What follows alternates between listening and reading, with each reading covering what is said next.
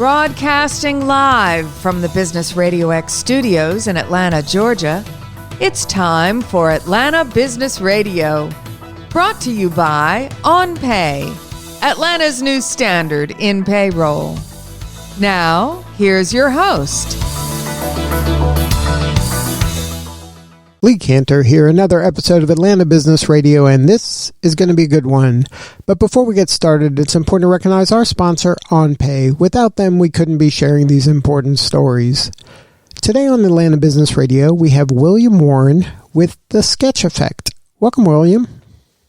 Hey, thanks, Lee, for having me on. I'm looking forward to it. Well, I'm so excited to learn what you're up to. Tell us about The Sketch Effect. How are you serving folks?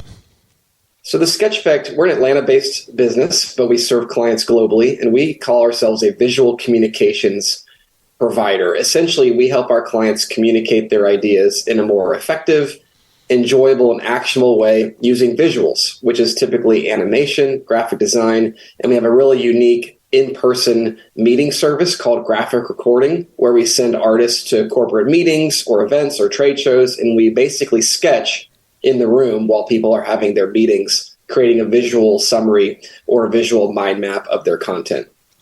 So how has your business evolved over the years as technology has changed so rapidly and the importance of graphics and images and animation have kind of grown and become more accessible to regular people and not just artists?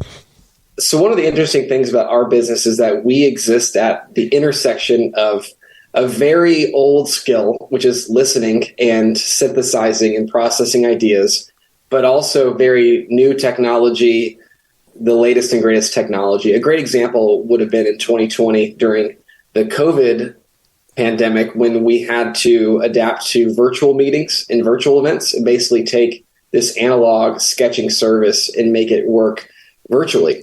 And so we're always looking at the technology. We're always looking at what's up and coming. The latest and most interesting is what's going on in the world of AI. So we're talking about that.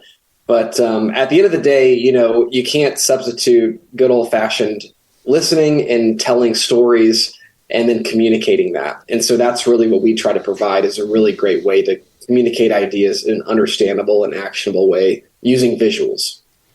So what's your backstory? How did you get involved in this line of work? So I've always been an illustrator and a cartoonist. Ever since I was a little kid, I loved drawing comics and making cartoons and doing fun drawings. And so pursued that professionally for a while, ended up getting a master's degree in illustration from Savannah College of Art and Design, and then did sort of a career 180. And I ended up getting a corporate marketing job at a large company here in Atlanta. And I was there for almost 3 years. And while I was there, I realized that I really needed a creative outlet at work. I was doing great work and enjoying what I was doing, but it wasn't a traditionally creative role. So to inject that creativity, I would draw during meetings, or I would sketch in my notebook, or I would hop up on a whiteboard and draw out the concepts that we would be discussing in that particular meeting. And now for me, this was just a creative outlet, just a way to make a potentially boring meeting a little bit more exciting. But the magic really started happening. It really started to click when the people around me found value in what I was providing. They realized that, hey, taking our meeting notes or our discussion and then marrying it with compelling, relevant visuals was producing an output, an artifact that was making the meeting more effective and making the outcomes more actionable and achievable. So just did that for fun, and then it ended up becoming a side hustle where a few folks offered to pay me to do it. And then there was enough of that it warranted starting a business. And so that was about 10 years ago that I left that corporate marketing job and started the Sketch Effect. And we've grown ever since. We've served clients across every industry you can think of in multiple continents. And now, as I mentioned, virtually as well as in-person events.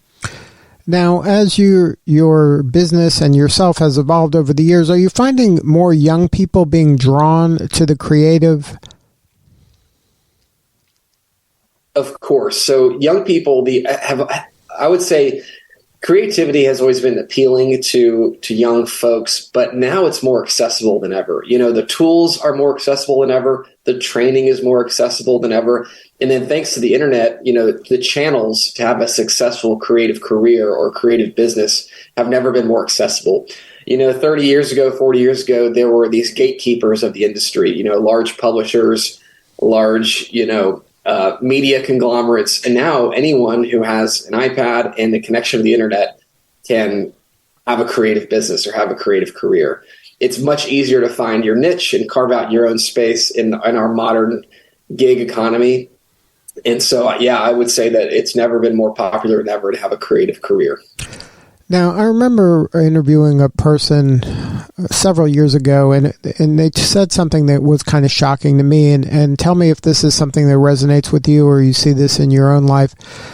When talking to kindergarten kids, they asked, who's an artist? Everybody raises their hand. But just a few years later, I forgot it was third or fifth grade, they asked, who's an artist? And barely anybody raised their hand. Only the two kids that can draw well raise their hand.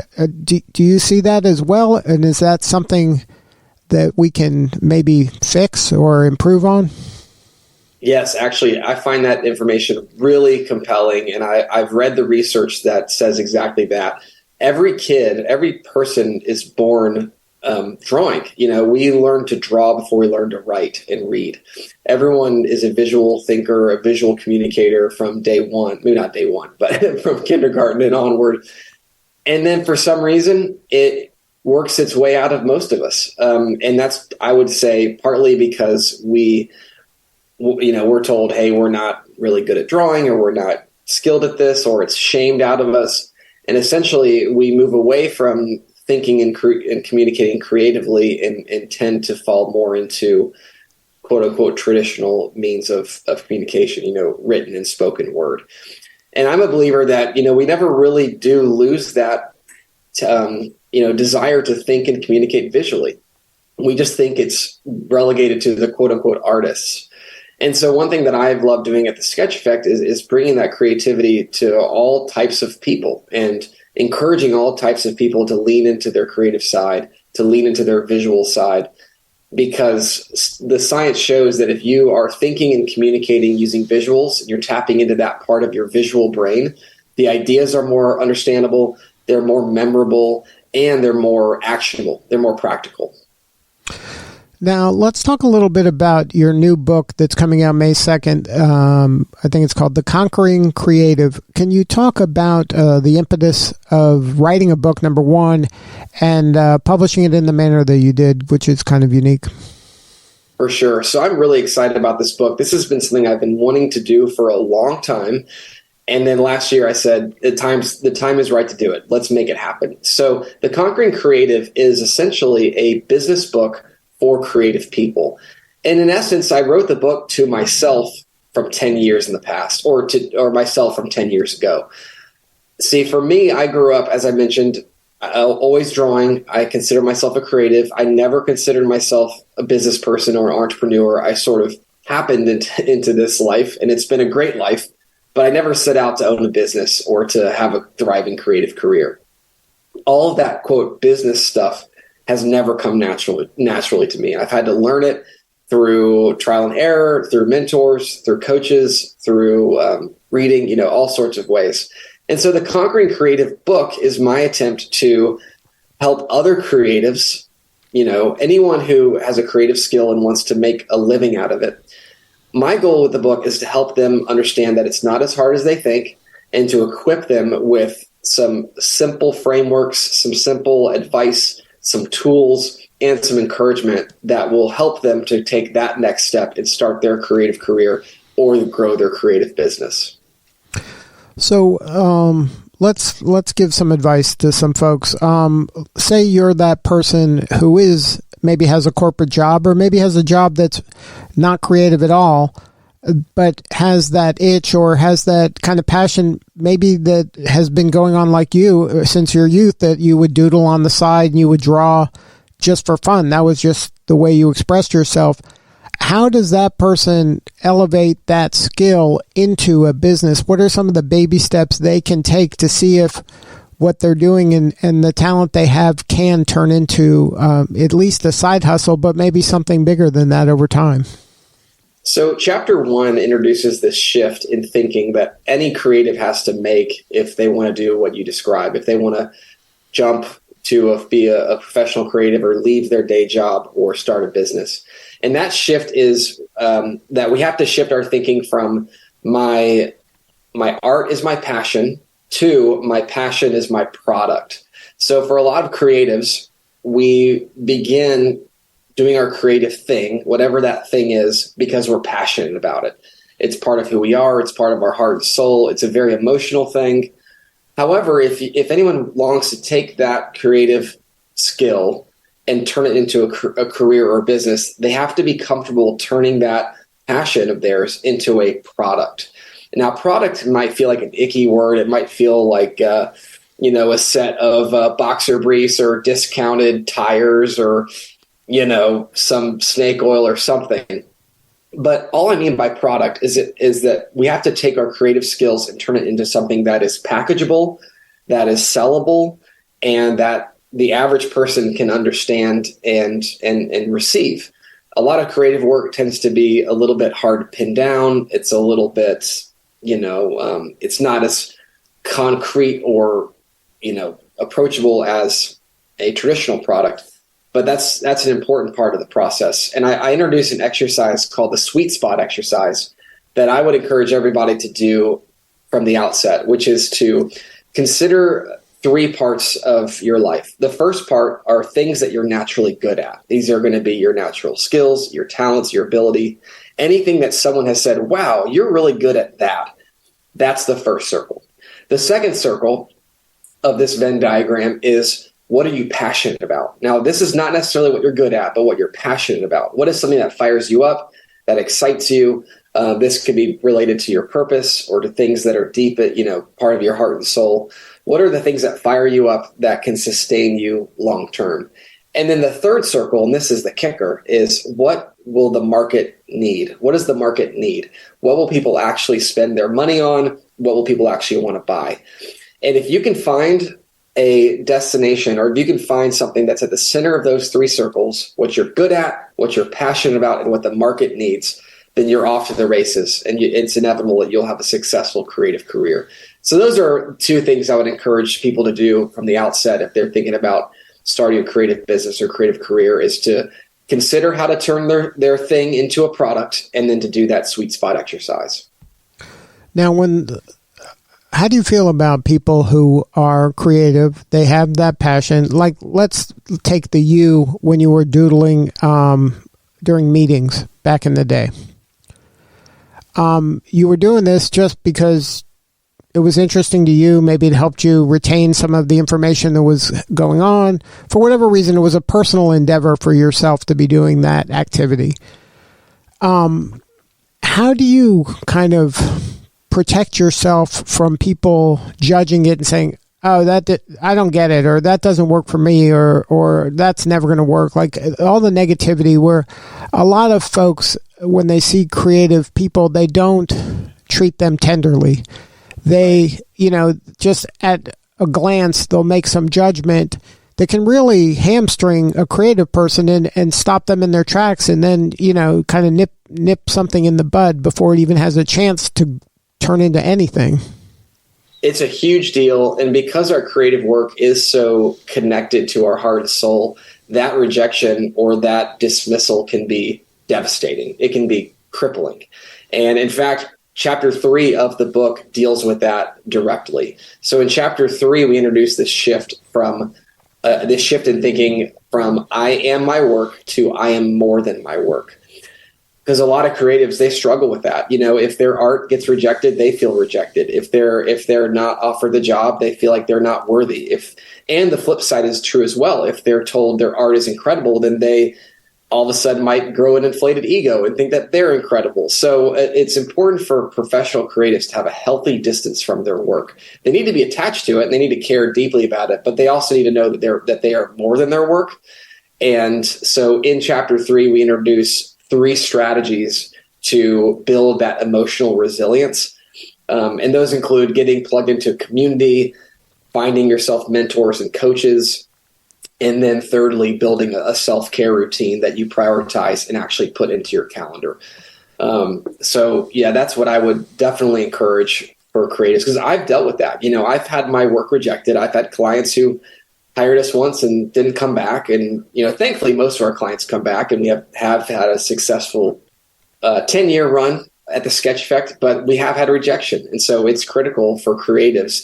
If you want to have a creative career or a business where you're going to put your work out into the marketplace, you have to build that emotional resilience, and you have to distance yourself from your work. Now, that sounds good in theory, but in practice, when a person is, like you said, kind of bleeding on the page and putting their heart and soul into a piece of work, to not take it personally when someone says, no, that doesn't work.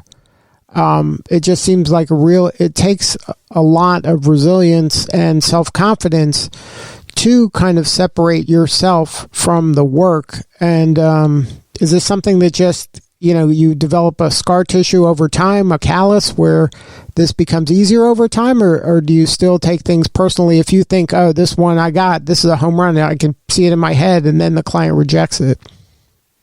So it never goes away. There's always a little bit of sting when you get that rejection. And so what I would argue is that you do start to build up a little bit of resistance to it. You expect it, that it might be coming, and you get better at dealing with it. But I also would encourage creatives to learn from it and take what they can from that rejection. Why did they reject you? Is there a problem with the product? Are you targeting the wrong customer? Are you in the wrong market? I think if we switch from just simply being devastated by rejection to learning from it, then we shake off, the sting wears off, and then it becomes actionable. It becomes, okay, what can I gain from this? How can I take this rejection and then improve and get better? And so I'm a big believer in growth mindset, that we all have the opportunity to grow, where our skills and abilities are not fixed. And so I think if you approach rejection from this attitude of growth mindset, you do develop more emotional resilience, and then you bounce back faster, and then you apply your learning. And we talk a lot about product market fit as well. And sometimes it's a really good teacher. Maybe your work is rejected because it's not the right product, market, or fit. And so it's a balance of having that emotional distance from your work to where you're not devastated by rejection, but also leveraging it and learning from it and finding a better product market fit, finding ways to improve, and just keep on growing. So let's talk a little bit about that reframing of product market fit, because as a creative, you have a point of view, and you are, that's why the people are hiring you. How do you kind of maybe elevate your thinking and your thoughts to, hey, this is what I do every day, and you hire me because I do this, rather than I will do whatever you tell me to do. Tell me what you want and I will deliver what you want. That there has to be some artistic integrity, I would think, for a creative over time to be able to sustain themselves and separate themselves from everybody else, and not just be somebody who can just deliver something exactly the way that the client envisions it in their head, because they're paying for you as a creative for your unique point of view and your unique talents. Of course. Yeah. There's a balance between the fact that someone is hiring a creative because of their expertise. And so they need to respect that expertise and let the creative do what the creative does best. However, we do live in the real world. We live in a marketplace. And if there's not demand for something, then a creative is not going to be successful in that marketplace offering what they are currently offering. So I think it's a balance. I think it's a give and take a little bit between what are customers actually wanting and asking, and then also providing expertise and educating the market as well. We have had folks who have pushed back on some of our creative decisions, and there's sometimes when we fight for it and sometimes we let it go. But I think at the end of the day, if you balance between what is the market asking for, and then also leaning on and leading with your expertise, then I think everyone wins in the end. Because, it's important to know that as professional creatives, we are ultimately meeting a need in the marketplace. And so if the customer is not satisfied, then the creative business is not going to be sustainable long term. So we got to keep that customer satisfaction front of mind. And if one has a creative expression or work that they do not think has a place in the marketplace, then it's perfectly fine to keep that for yourself, or to keep it in the quote hobby zone, which we talk about in the book. There's a time and place for that, and that's great. But if anyone is going to be running and gunning in the marketplace, they have to balance the realities of demand, while also knowing that they are an expert and what they have to offer is worthy, and what they have to say is valuable. Well, if somebody wants to learn more about the Sketch Effect or get a hold of your book, what is the website or websites to do that? Of course, thesketcheffect.com is the place to go, and that's thesketcheffect.com. That's the place to go if anyone wants to learn more about our graphic recording or visual note-taking service, as well as animation, infographics, and other things we provide for our mostly corporate clients. And if anyone's interested in the book, The Conquering Creative, or if you have a creative in your life, maybe a son or a daughter or a niece or a nephew or a friend who you think might benefit from a business book written for creative people, then you can go to theconqueringcreative.com/book. It's available May 2nd on Amazon, and I would encourage anyone to check it out. And, as a reminder, this is a business book for creative people, but it's not a typical business book. It's fully illustrated. It's got over 150 illustrations, actually, drawn by me. I'm really proud of them. It's readable. There's lots of stories, a lot of actionable stuff. So, this isn't your 1980s era business book. This is a modern business book for a new generation of creative professionals. So, theconqueringcreative.com/book. And would love for you to check it out. Well, William, thank you so much for sharing your story today. You're doing such important work, and we appreciate you. Thanks, Lee. I appreciate the opportunity to come on and share. All right, this is Lee Cantor. We'll see you all next time on Atlanta Business Radio.